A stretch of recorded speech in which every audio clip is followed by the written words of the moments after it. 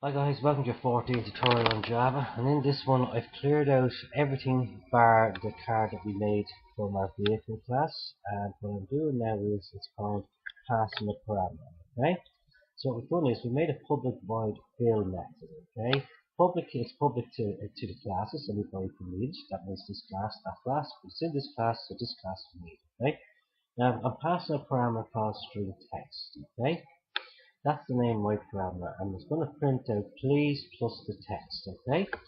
And the text we're getting is from car.fill. We're calling the method here, and we're passing this information into this parameter, and we're going to output it here. So when I run this,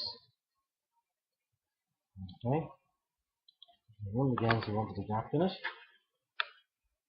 It's launching. Oh, it's taking time, 12% this time. But it will run. There you go, please fill the car. So basically is fill the car. We have please, which is our text, or our string of text. This is our parameter. This is the argument we passed into it, and then we print it out here. We can actually just see, have a look through these yourselves, put more in, add more methods in, and call them in car.fill, car.stop, car.start, the whole lot, you know. But actually, we will do car.start, will we?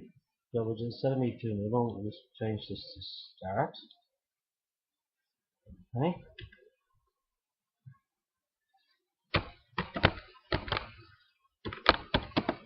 Oh, we did spell properly.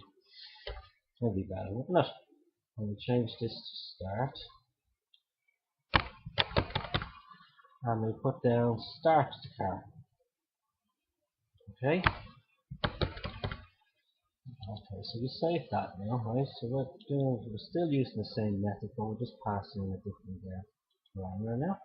If we run that, use 7% a bit quicker this time. Please start the car. So there you go. There's a method. It's public, so it's open to all classes. If it was private, it would only be available in this class.